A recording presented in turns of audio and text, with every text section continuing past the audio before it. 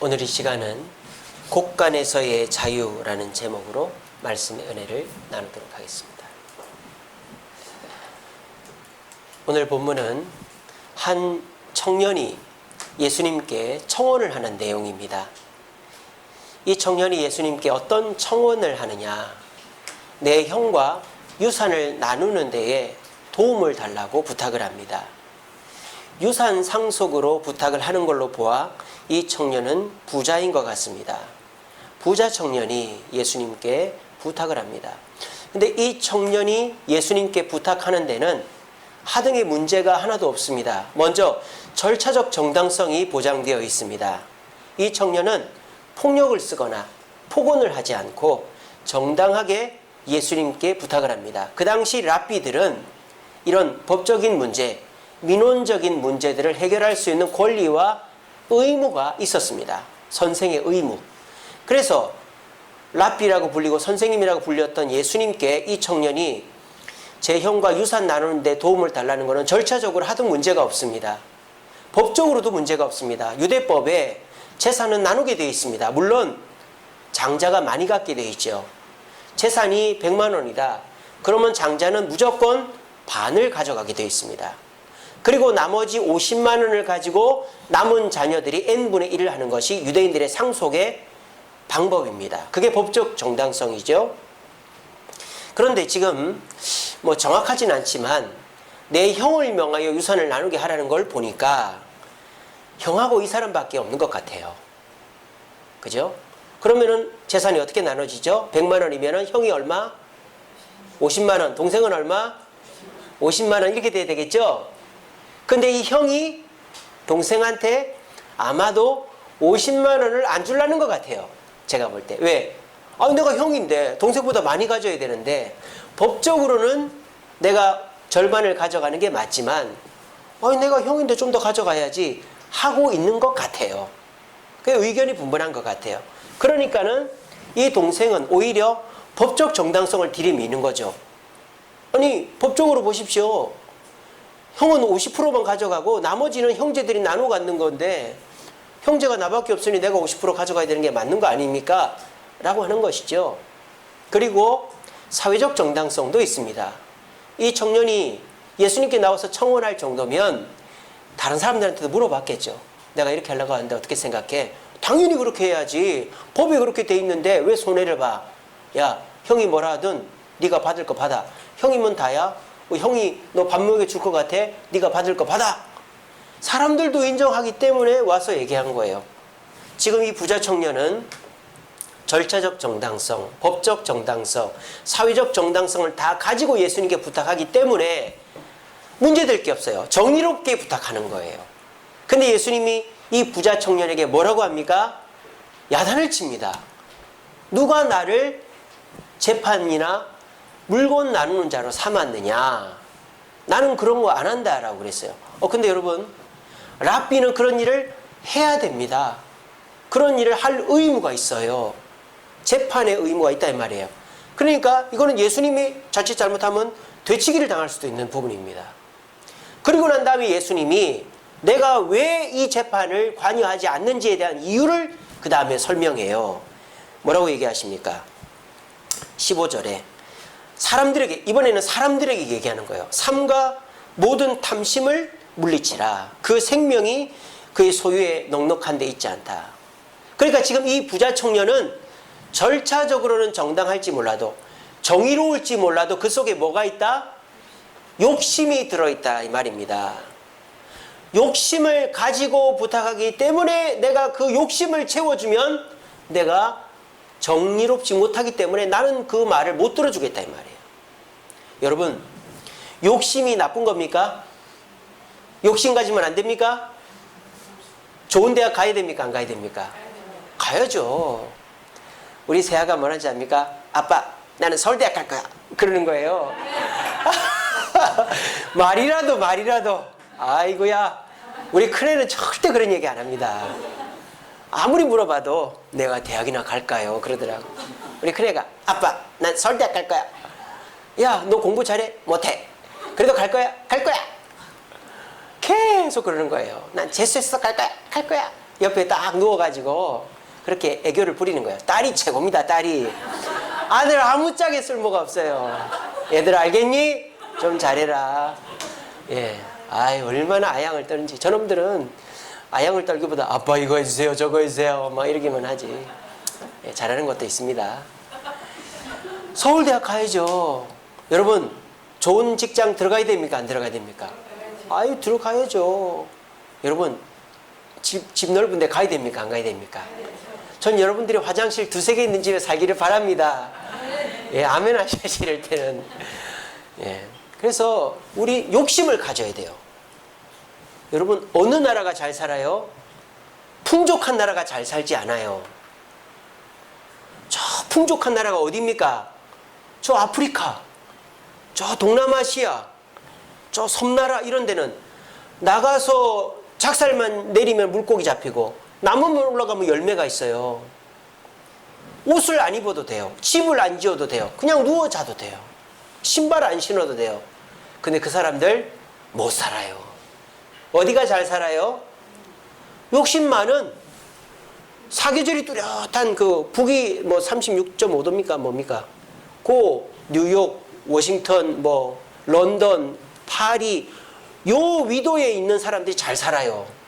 왜? 날이 추웠다 더웠다 막 자꾸 변화를 하니까 사람들이 적응을 해야 되고 또 욕심이 있으니까 자기들이 사는 곳을 가꾸고 그래서 그 유럽 사람들, 미국 사람들 그 뭐 흙 밟을 일이 없잖아요.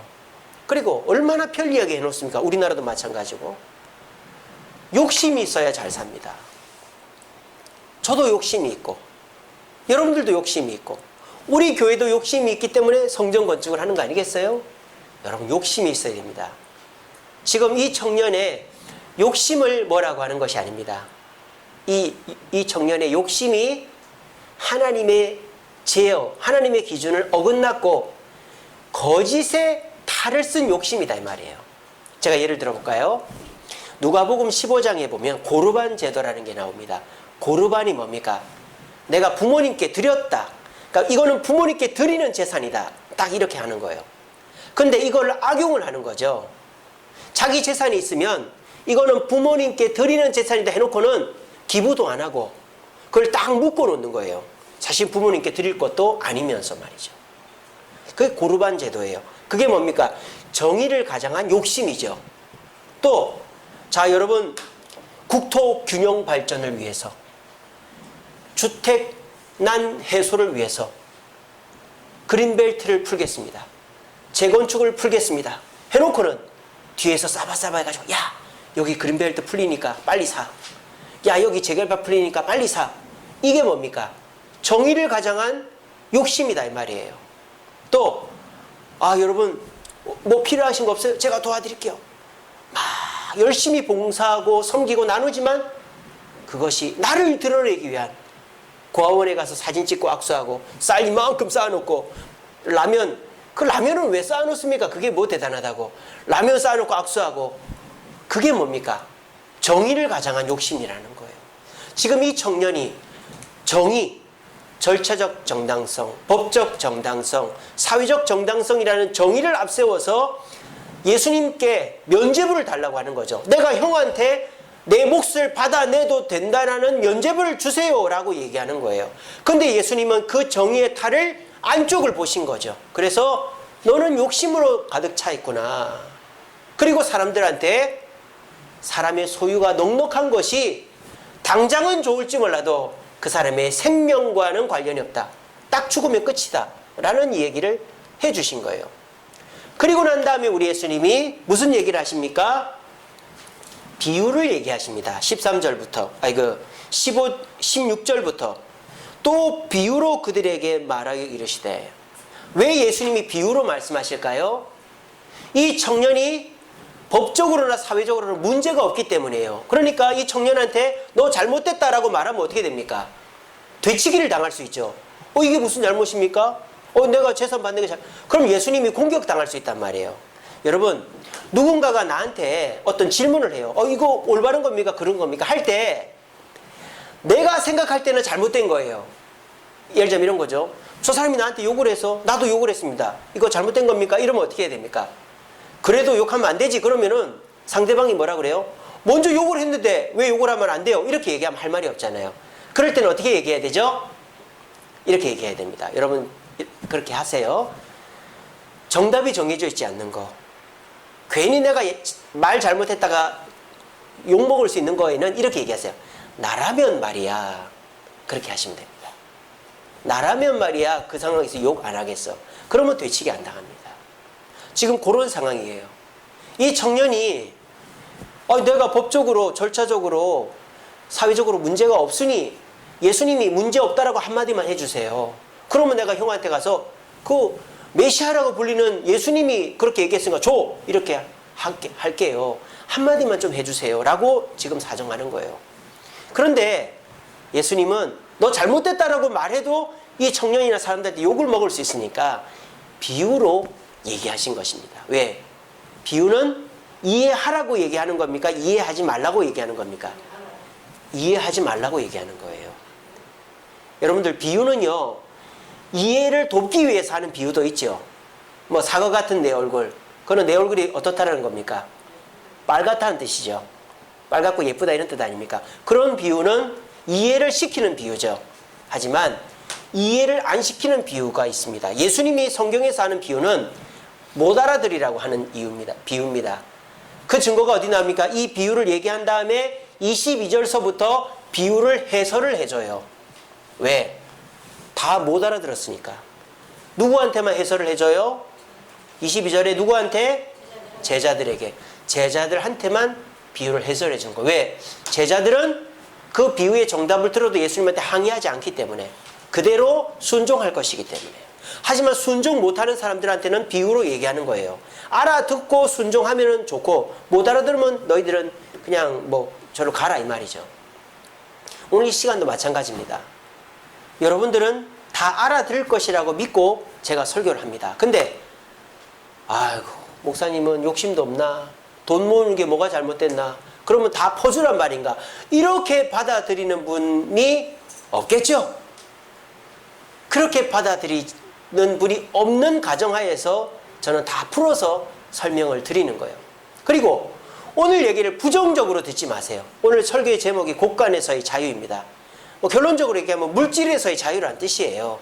근데 이 얘기를 물질 만능주의 세상에서 고지 듣는 사람들이 이상한 사람이겠죠. 아이고 목사님 돈이 최고인데 돈만 있으면 대통령도 되고 뭐 돈만 있으면 못하는 게 없는데 뭐 돈만 있으면 연예인도 우리 집에 와서 춤추라고 할 수 있는데 돈에서 자유하라니 그게 무슨 말입니까? 그렇게 부정적으로 듣지 말라는 것입니다. 오늘 이 시간에 하나님의 관점에서 또 내가 틀릴 수도 있다는 생각 속에서 세상 사람들의 물질 만능주의가 틀릴 수도 있다는 생각 속에서 오늘 말씀을 좀 들어보시라 이 말이에요. 그리고 오늘 말씀 속에서 내가 곳간에서 자유해도 행복할 수 있다라는 생각을 가지시기만 하면 오늘 교회 온 의미가 있다 이 말입니다. 그래서 오늘 예수님께서 이 부자 청년 아무 문제가 없는데 정의를 가장한 탐심을 갖고 온 욕심을 가지고 온 이 부자 청년에게 야단을 치시고 비유로 말씀하신 것이 오늘 저와 여러분들에게 하는 말입니다. 이 얘기를 잘 들어보시고 그렇구나 나도 이 부자 청년과 똑같구나. 사회적으로 볼 때 아무 문제가 없지만 나도 내 욕심을 제어하지 못하고 있었구나 하는 걸 깨달으시고 우리 모두 예수님이 말씀하시는 대로 순종함으로 곳간에서 자유하여 참된 만족과 행복을 누릴 수 있는 저와 여러분들이 되시기를 간절히 바랍니다. 자, 그러면 우리 예수님께서 이 부자 청년을 깨우쳐주기 위해서라고는 좀 그렇고 부자 청년의 문제를 가지고 비유로 하신 내용이 무엇입니까? 바로 이거죠. 또 부자 이야기예요. 부자 이야기. 부자가 있습니다. 부자가 어디를 쳐다보고 있습니까? 곳간을 쳐다보고 있죠. 근데 이 곳간이 요만한 곳간이었는데 뒤에 어떻게 돼 있어요? 증축이 돼 있죠. 증축이 돼 있어요. 그래서 곳간이 원래 요만했는데 뒤에 더 크게 지어가지고 더 크게 넣은 거예요. 대박 났죠. 너무너무 좋은 일입니다.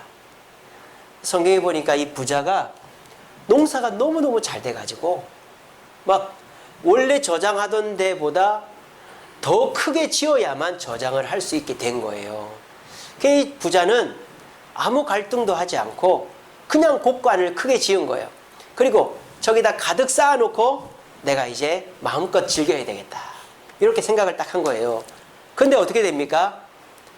곡간이 완성되고 그 곡간에 곡식을 다 채워놓고 난 다음에 어떻게 됐죠?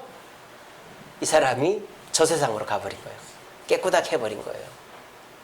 이 곡간에 있는 모든 것을 누리지도 못하고 죽어버린 것입니다. 오늘 이 비유의 핵심이 뭘까요? 이 비유의 핵심은 곡간입니다. 곡간. 곡식을 저장한 창고. 여러분, 곡간이 잘못된 것입니까? 아닙니다. 곡간은 좋은 곳입니다. 사람이, 여러분들 돈이 많이 벌렸다. 돈이 많이 벌리면 어떻게 해야 됩니까? 써야 됩니까? 아니죠.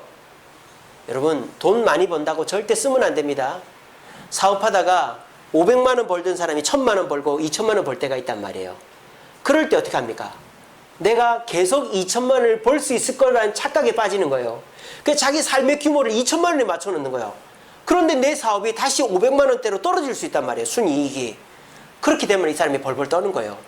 전에는 500만 원 벌어도 잘 살았는데 한번 2천만 원 찍었다가 500만 원 버니까 이 사람 벌벌 떠는 거예요. 왜? 500만 원대 삶의 수준을 유지를 못했기 때문입니다. 자, 만약에 내가 500만 원 벌다가 2천만 원 벌면 어떻게 해야 되죠? 저축을 해야죠. 저축을 하거나 뭐 부동산을 사거나 아니면은 뭐 투자를 증권을 사거나 그렇게 해야죠. 그렇게 해서 내 씀씀이는 고정지출은 그대로 가고 나머지 부분들은 저축을 해놔야 나중에 내가 트럭 운전사 하면 차를 바꿔야 되고 가게를 하면 인테리어를 바꿔야 되고 뭘 하면은 뭐를 바꿔야 될 때 비용을 준비를 해놔야죠. 저축은 나쁜 게, 고가는 나쁜 게 아닙니다. 여러분, 누가 김치를 담아줬어요. 또 식구수가 늘어나서 음식을 많이 준비해놔야 돼요. 그럼 뭐를 사야 되죠? 냉장고를 사야 돼요. 냉장고를 안 사면 어떻게 됩니까? 음식이 썩어 나가는 거예요. 식구수가 많아지면 냉장고가 커져야 돼요. 또 내가 좋은 생각이 났다. 그럼 어떻게 해야 되죠? 그거를 써놔야 돼요. 그리고 그 쓴 것을 모아서 책을 만들어야 후대에 도움이 돼요. 그리고 좋은 아이디어가 있으면 발명 특허를 내놔야 나도 유익하고 상대도 유익해요. 고가는 나쁜 것이 아닙니다. 저축을 하고 냉장고를 사고 책을 내고 발명을 하는 것은 나쁜 것이 아니에요. 그런데 이 곡간이 통제를 넘어서면은 문제가 되는 거예요. 지금 중국에 산샤댐이라고 있습니다. 양쯔강 중류에다가 만든 댐인데 양쯔강이 비만 오면 범람을 해가지고 밑에서 항상 피해를 보는 거예요. 여러분, 도시는 어디에 발달을 하죠? 강 주변에 발달합니다. 중국에서 최고로 잘 사는 사람들이 그 양쯔강 주변에 살아요. 양쯔강 끝에 뭐가 있습니까? 상해가 있어요. 상해가. 양쯔강을 따라서 중국의 고대 도시들, 잘 사는 도시들이 있어요. 그러니까 중국 정부의 수건사업이 뭡니까? 이 양쯔강의 범람을 잡아야 되겠다. 전 세계에서 제일 큰 댐이 그 산샤댐입니다. 근데 그 댐을 한꺼번에 그렇게 크게 만들면 안 되죠. 우리나라도 저 한강, 북한강, 남한강 상류에 어떻게 됩니까? 댐이 한 개만 있습니까? 계속 있습니다.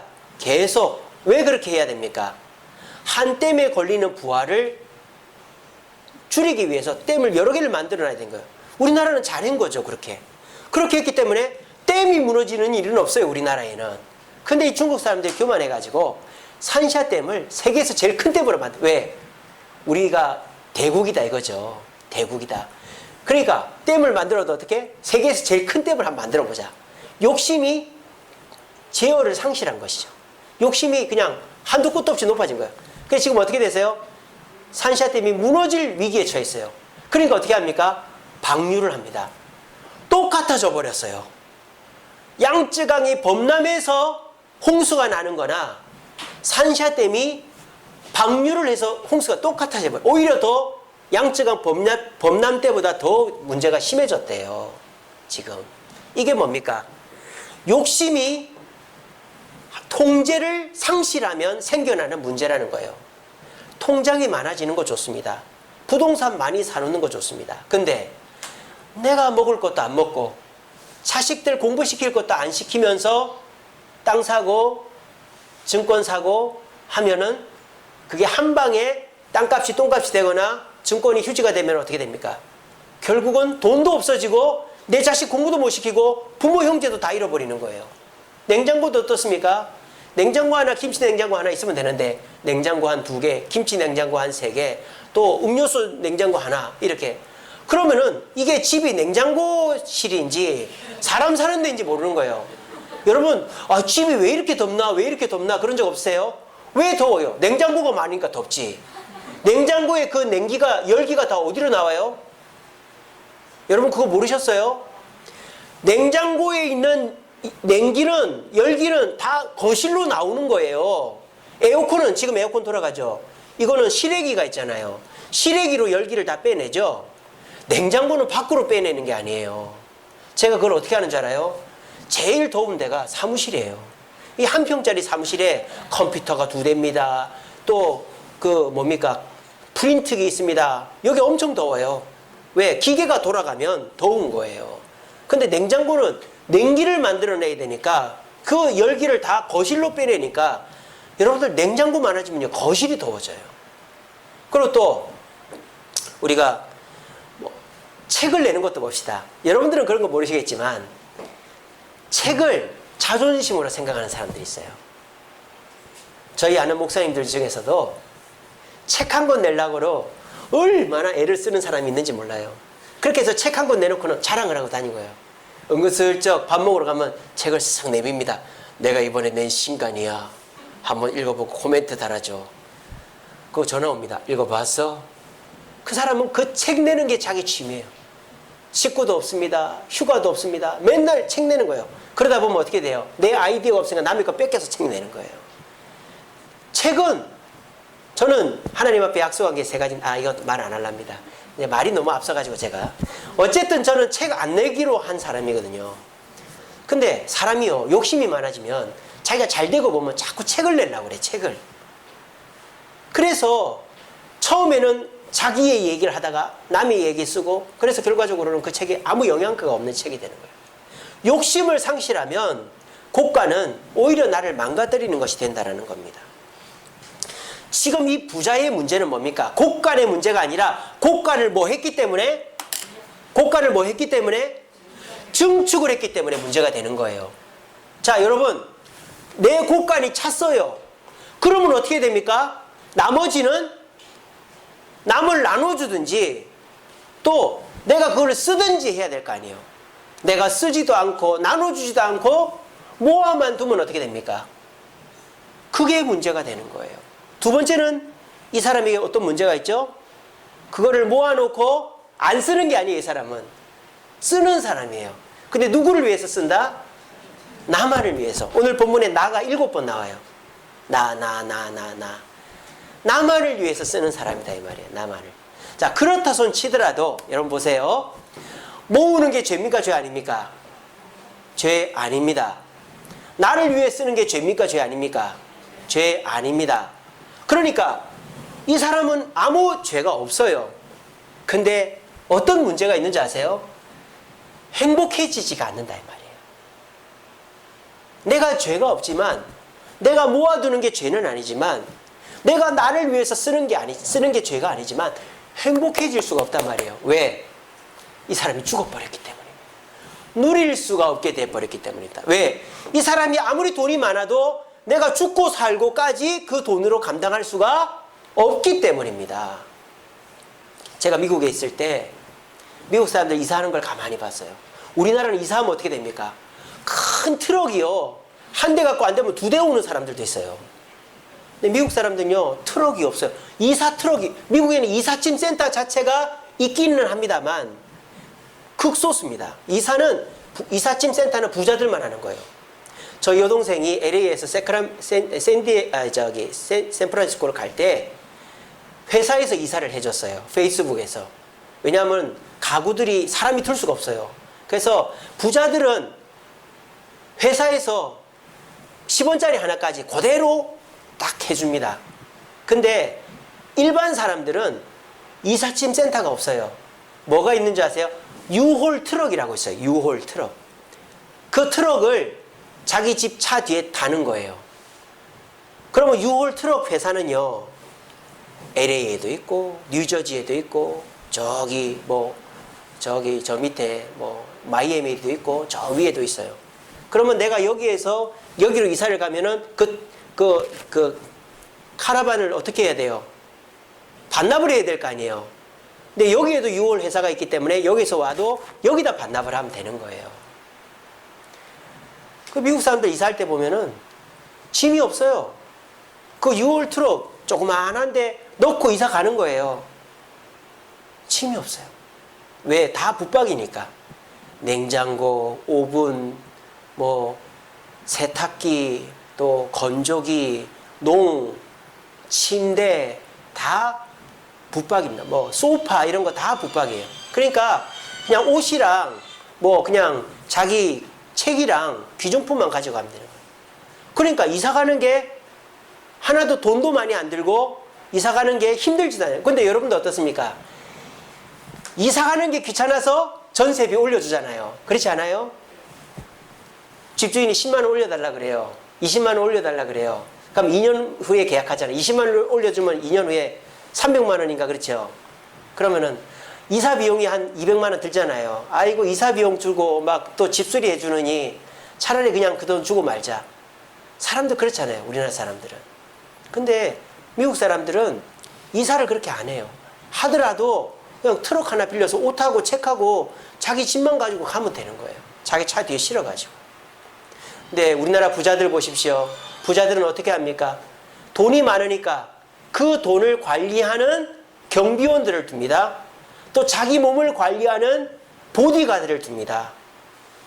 그리고 자기가 그 돈을 맡겨둔 은행에서 이자를 받는 게 아니에요. 여러분 부자들은 돈을 은행에다 줘요. 스위스 은행 같은 데는 돈을 줘야 돼요. 이게 뭡니까? 오히려 내가 욕심을 벗어난 저축 모으는 것은 나를 자유롭게 하는 게 아니라 힘들게 한다라는 겁니다. 근데 사람들은 욕심을 벗어난 그 모으는 것을 부러워한다 이 말이에요. 누구도 오늘 이 자리에 모신 저와 여러분들도.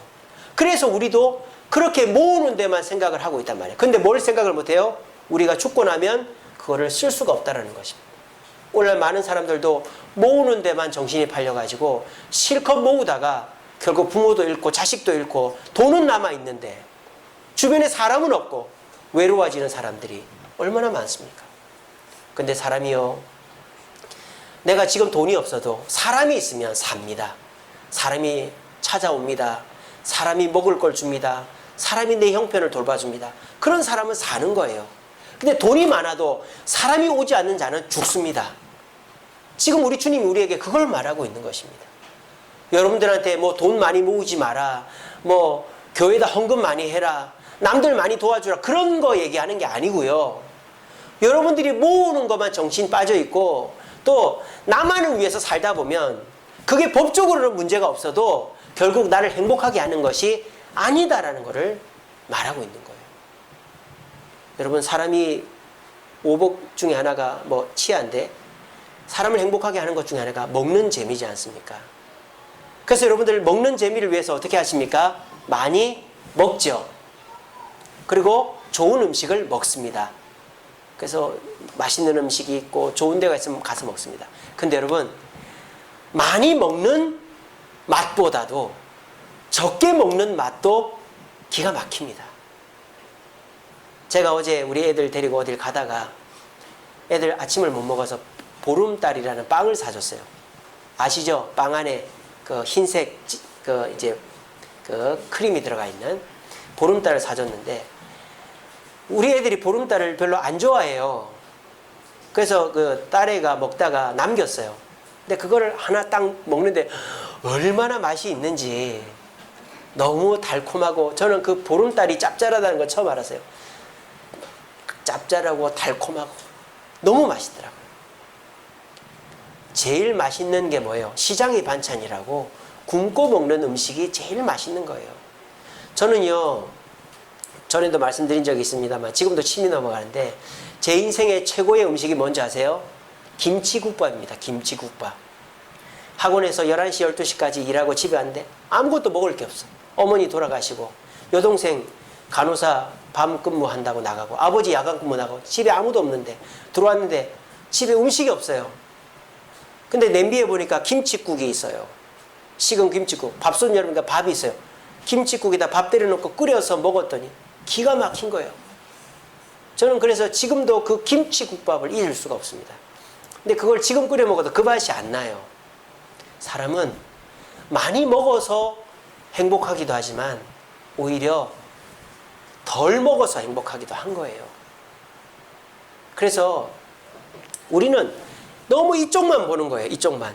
많이 가지고 모으고 내가 다 쓸 수 있다는 환상에서 요것만이 행복하다고 생각하는데 여러분 그 반대에도 행복함이 있어요. 물론 거지 되라는 거 아닙니다. 통장 하나 없는 사람, 집 한 칸 없는 사람 되라는 거 아닙니다. 여러분들이 이 극단으로 가지 않는 이 중간에만 와도 여러분들 행복해질 수 있단 말이에요. 그것으로 예수님이 제자들에게만 설명해 주는 게 뭐예요? 바로 새와 꽃의 비유, 꽃의 이야기입니다.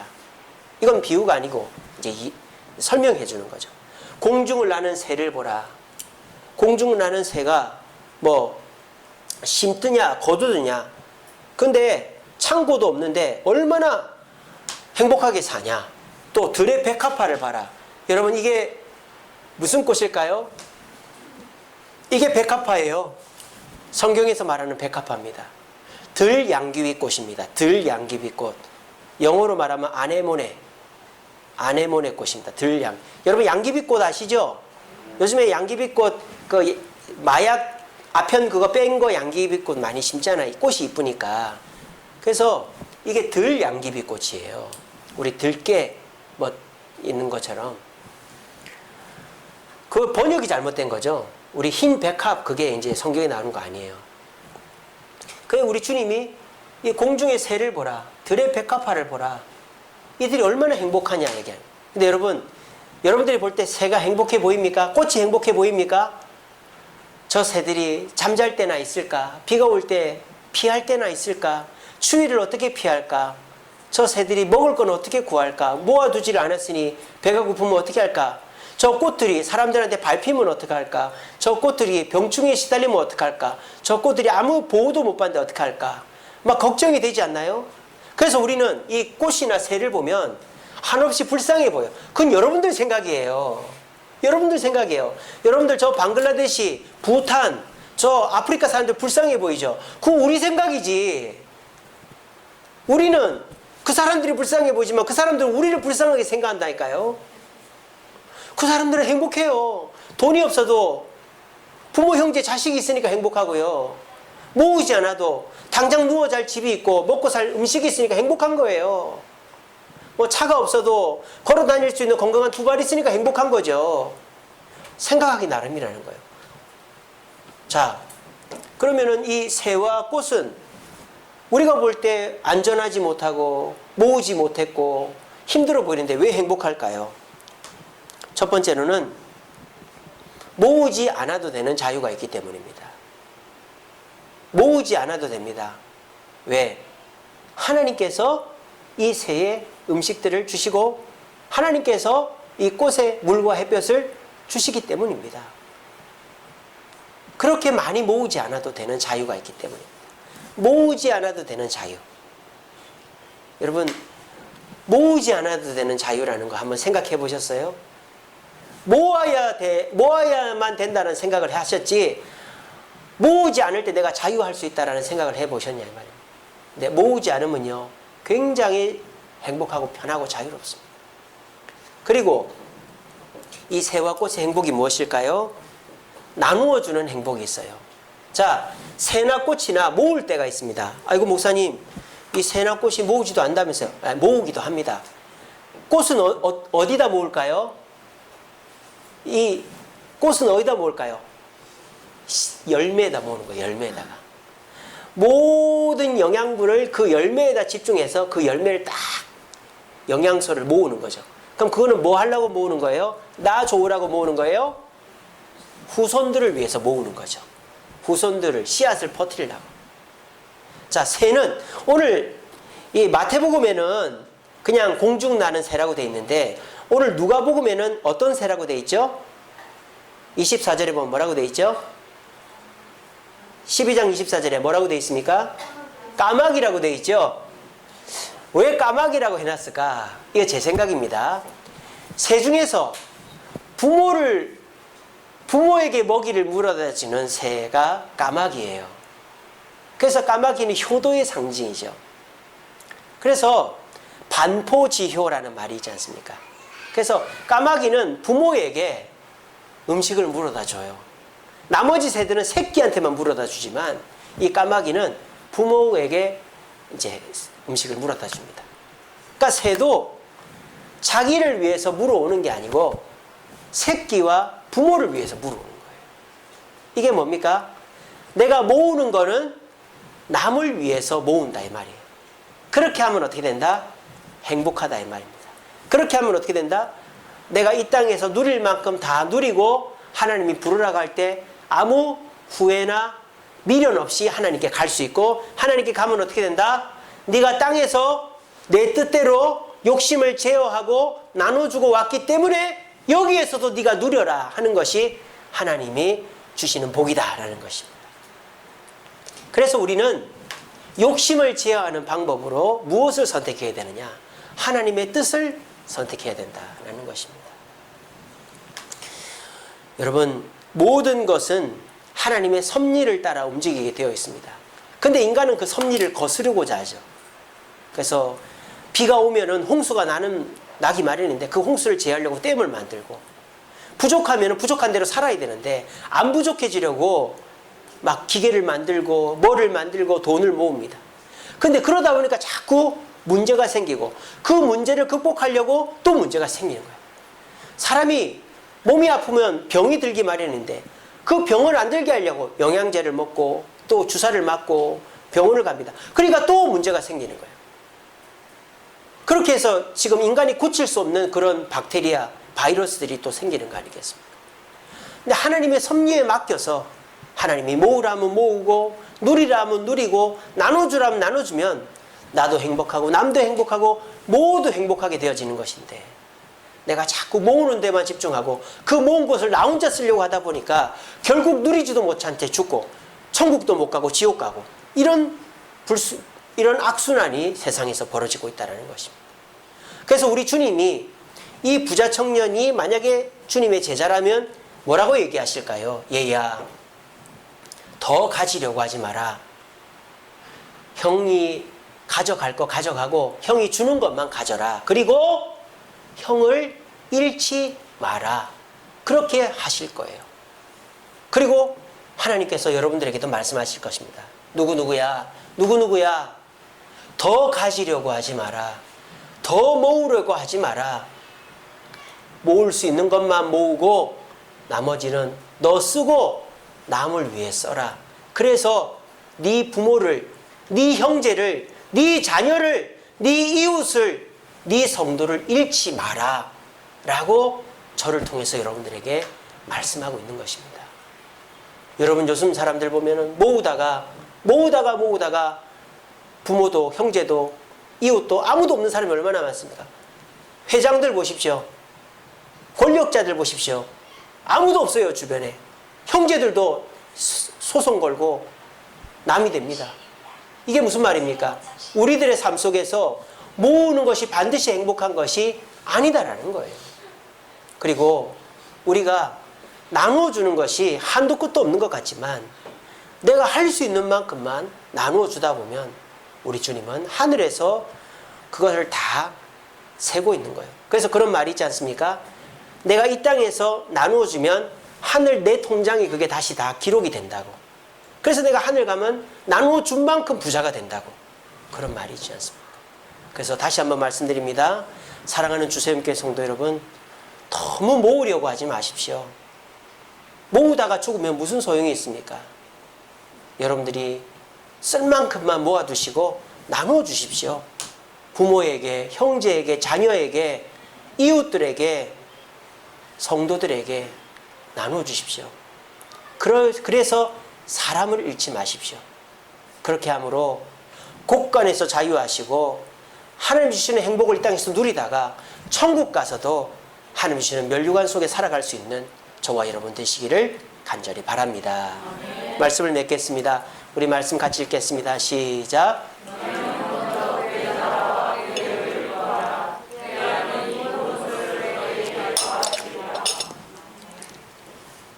오늘 이 설교는 그 어디에도 들을 수 없는 것입니다. 대학교 강단에서도 어디에서도 들을 수 없어요. 왜? 세상은 모으는 것이 기준, 표준이 되어 있기 때문입니다. 교회에 오니까 이런 얘기를 듣는 것입니다. 그리고 모아서 행복해질 수도 있겠지만 나누어주고 덜 모아서도 행복해질 수 있다는 사실을 알고 가는 것만으로도 오늘 이 시간은 의미 있는 시간이라고 저는 봅니다. 여러분들이 덜 모으고 행복할 수 있는 방법이 뭘까요? 먼저 그의 나라와 그의 의의를 구하는 것입니다. 하나님의 뜻을 기준 삼는 것입니다. 하나님이 모으라 하면 모아야죠. 하지만 하나님이 나누어 주라 하면 나누어 줘야 됩니다. 또 하나님이 누리라 하면 누려야 돼요. 여러분 너무 모으지 마세요. 여러분 자신을 위해 좀 쓰세요. 여러분 자신을 위해서도, 여러분 아내를 위해서 좀 쓰시기 바랍니다. 저희 집사람 뭐 사준다 그래도 사주지 말라고 그러더라고요. 그게 진심인지 거짓인지 모르겠지만은 자기는 필요가 없대. 그게 진짜일까요? 여러분 그게 진짜일까요? 아니겠죠? 예, 사줘야 되겠네. 옷 사준다 그래도 필요 없다. 화장품도 필요 없다. 귀검수도 필요 없다. 그래놓고 제 거는 사주고 애들 건 사주고. 사줘야 되겠어요. 저도. 여러분 아내한테 좀 쓰시기 바랍니다. 특별히 우리 불쌍한 남편들한테 좀 쓰시기 바랍니다. 우리 요즘 남편들이 얼마나 불쌍합니까? 옛날 남편들은 집에서는 왕이에요. 옛날 남편들은 집에 오면 아무것도 안 하는데 요즘 남자들은 얼마나 불쌍한지 몰라요. TV가 망쳐놨어. TV가 관찰 예능이라는 걸 괜히 해가지고 남자들이 집에 와서 소파에 누웠으면 역적이 되는 거예요. 역적이. 그래서 여보 저것 좀 봐. 저 남자는 청소도 하고 빨래도 하고 이불도 개고 설거지도 하는데 당신은 이게 뭐 하는 거냐고. 그럼 우리는 갈 데가 없어요. 할 말도 없어요. 예, 여러분 남편들을 불쌍하게 여겨주시기 바랍니다. 집에 오면 좀 쉬게 해주시고, 남편들이 게임 하잖아요. 뭐 고스톱을 치든가 무슨 게임 좀 가만히 좀 내버려 두세요. 얼마나 밖에서 스트레스 받고 이 사람 소리 듣고 저 사람 소리 듣고 주눅 들고 왔겠어요. 가만 소파에 누워서 TV를 보든지 아니면 컴퓨터 앞에서 게임을 하든지, 그게 스트레스 푸는 거예요. 그런 거 좀 가만히 좀 놔두면 좋을 것 같아요. 저희 집 사람들이라고 하는 얘기는 아닙니다. 예. 여러분 서로 불쌍하죠. 우리가 서로 나누고 누려야 되는 것입니다. 근데 그 기준이 무엇이 되어야 된다? 하나님의 뜻이 되어야 된다는 거. 그러면 덜 모아도 행복하고 나누어줘도 행복하고 누려도 행복해지는 겁니다. 여러분 꼭 기억하십시오. 모으는 것만이 행복이 아닙니다. 많이 먹는 것만이 행복이 아닙니다. 없어도 나누어 주는 것도 행복이고요. 안 먹다가 먹으면 그 맛은 평생 잊을 수 없는 맛이 되는 겁니다. 우리 모두 곳간에서의 자유라는 이 말씀 가슴에 새기시고, 한번 이 코로나 바이러스 때문에 우리가 모을 수가 없는 시절이잖아요. 이 시절에 내가 그동안에 모아놓은 거 한 방에 다 날아가는 이 시절에 그래 모으는 게 참 헛되다, 이 마음 속에서 내가 이제는 모으는 것도 모으지만 누리고 나누어 줌으로 곳간에서 자유하는 내가 되어야 되겠다 고백하는 마음으로 진정한 주님이 주시는 축복을 누릴 수 있는 저와 여러분 되시기를 간절히 바랍니다. 기도하겠습니다.